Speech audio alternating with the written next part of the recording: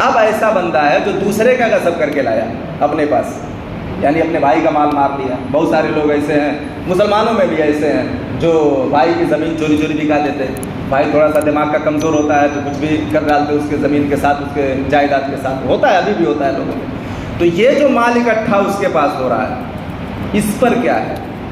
یعنی جو غصب کیا ہوا ہے، چھینا ہوا ہے، چوری کیا ہوا ہے، تو اس مال پر زکوٰۃ ہے کہ نہیں ہے؟ جیسے بہت سارے لوگوں کا ایسا، کچھ لوگوں کا خیال ہوتا ہے کہ حرام کا پیسہ رہے، اس میں سے کچھ زکوٰۃ کے طور پر، کچھ صدقے کے طور پر، کچھ مولانا کے نذرانے کے طور پر دے دیں گے تو باقی حلال ہو جائے گا.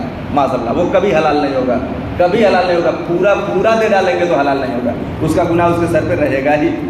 تو غصب کیا ہوا مال، یا غصب مطلب چھینا ہوا، چوری کیا ہوا مال، یعنی چپکے سے لے لیا گیا، دھوکہ دے کے لے لیا گیا، غدر کر کے لے لیا گیا، یہ جتنے مال ہیں یہ اس بندے کا مال نہیں ہے. اس لیے زکوٰۃ کے لیے میں نے شرط کل بتلائی ہے کہ پورا مال اس کا ہونا، اس کے قبضے میں ہونا، اس کا ہونا ضروری ہے. دوسرے کے مال کی زکوٰۃ کو ذمہ دار نہیں ہے. تو جو غصب کے مال ہے، جو چوری کا مال ہے، جو چھینا جھپٹا ہوا مال ہے، یہ اس کا مال نہیں ہے، اس کا مال نہیں ہے. اس لیے اس پر زکوٰۃ نہیں ہے. حرام سے کمائے ہوئے پیسے اس کے نہیں ہوتے، اس لیے حرام کے بزنس کے پیسے کے، حرام کے پیسے پر زکوٰۃ نہیں ہوتی ہے.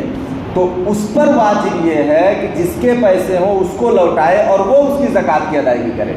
یہ نہیں کر سکتا جو چوری کر کے لایا ہوا ہے، جو غصب کر کے لایا ہوا ہے، کیونکہ یہ اس کا مال ہی نہیں ہے تو اس کی زکوٰۃ کیسے وہ ادا کرے گا؟ تو چوری کے مال کا یا غصب کے مال کا اس پر کوئی زکوٰۃ نہیں ہے. اللہ تعالیٰ ہم سب کو سمجھنے کی توفیق بخشے.